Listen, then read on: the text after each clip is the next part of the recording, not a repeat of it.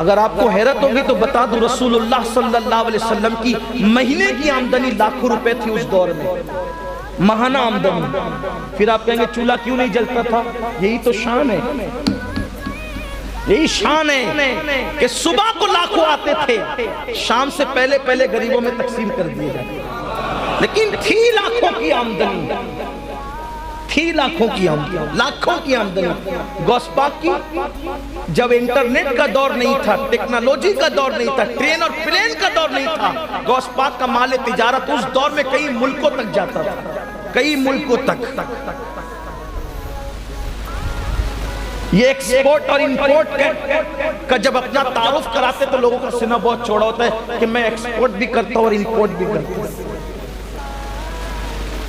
تو انٹرنیٹ کے دور میں کر رہے تو کیا کر رہے ہیں؟ میرے مرشد غوث پاک نے تو اس دور میں کیا جب اونٹوں کا دور تھا۔ لیکن فرق دیکھو، توجہ ہے، فرق دیکھو، تو کروڑ پتی ہو کر جھوٹ جھوٹ جھوٹ، سود سود اور سود، اور غوث پاک اتنے بڑے تاجر تھے، فرماتے واللہ میں نے اپنی زندگی میں دو کام کبھی نہیں کیے، میں نے حرام نہیں کھایا اور میں نے کبھی جھوٹ نہیں بولا۔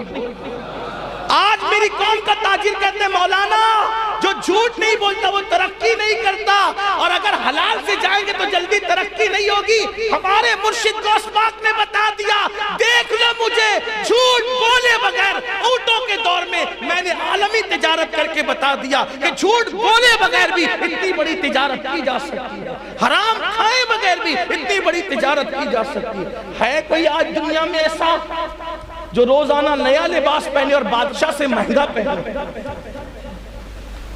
ایک مرتبہ ٹیلی ویژن پہ کچھ اینکر چیخ رہے تھے کہ فلاں صاحب روزانہ نئے کپڑے پہن رہے ہیں اور وہ ملکوں کی سیر کر رہے ہیں، آپ ہی کی زمین سے ان کا تعلق ہے، خیر سے برا لگے تو معاف کرنا۔